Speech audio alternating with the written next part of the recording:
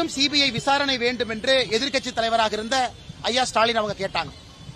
Highway டெண்டர்ல ஒரு ஊழல் நடந்திருப்பதாக எதிர்க்கட்சி தலைவராக இருந்த ஐயா ஸ்டாலின் அவர்கள் சிபிஐ விசாரணை கேட்டாங்க.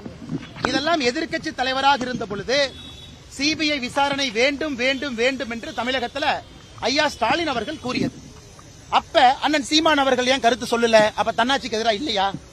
அதனால் நான் சீமான் அவர்களை எப்பொழுதுமே நான் சொல்லியிருக்கின்றேன், அரசியல் தலைவராக மதிக்கின்றேன். இந்த விஷயத்தை பொறுத்தவரை தமிழகத்தில் எஸ்ஐடி ஒரு பக்கம், முன்னாள் நீதியரசர் தலைமையில் ஒரு நபர் ஆணையம் ஒரு பக்கம் இருக்கும் பொழுது மக்கள் நிறைய கேள்விகள் கேட்கிறாங்க.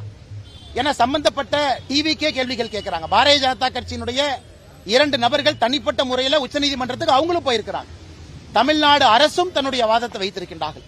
எல்லாவற்றையும் சேர்த்து இன்னைக்கு CBI monitored by a retired Supreme Court judge assisted by 2 IPS officers not born in Tamil Nadu but belonging to Tamil Nadu cadre. இதைவிட சிறப்பாக உச்சநீதிமன்றம் எப்படி சொல்லி இருக்க முடியும்? அதனால் நிச்சயமாக சம்பந்தப்பட்ட நபர்கள் வரணும். எதிர்க்கட்சியாக இருக்கும் பொழுது திமுக சிபிஐ வேண்டும் என்று சொன்னவர்கள் ஆளும் கட்சியாக இருக்கும்போது ஏன் வேண்டாங்கிறாங்க?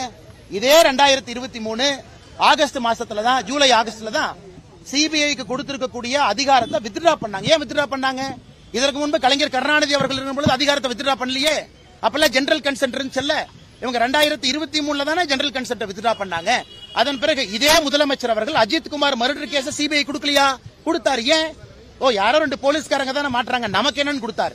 இதே முதலமைச்சர் அவர்கள் சிபிஐக்கு ஜெனரல் கன்சென்ட் வித்ட்ரா பண்ண பிறகு அஜித் குமாரனுடைய வழக்க சிபிஐ கொடுத்தாங்க. இப்ப இதுக்கு மாத்தி பேசுறாங்க. அப்ப அஜித் குமாருக்கு ஒரு நியாயம், கரூர்ல இருக்கக்கூடிய 41 குடும்பத்திற்கு ஒரு நியாயமா? எங்களை பொறுத்தவரை அஜித் குமார் சகோதரருக்கும் நியாயம் கிடைக்கணும், கரூர்ல பாதிக்கப்பட்ட 41 குடும்பத்துக்கும் நியாயம் கிடைக்கணும். அப்ப ஒருவருக்கு சிபிஐ, மற்றொருக்கு சிபிஐ இல்லைன்னா என்னங்க நியாயம்? அதனால் இதை அரசியல் செய்வது நாங்களா, தமிழகத்தினுடைய முதலமைச்சர் ஐயா ஸ்டாலின்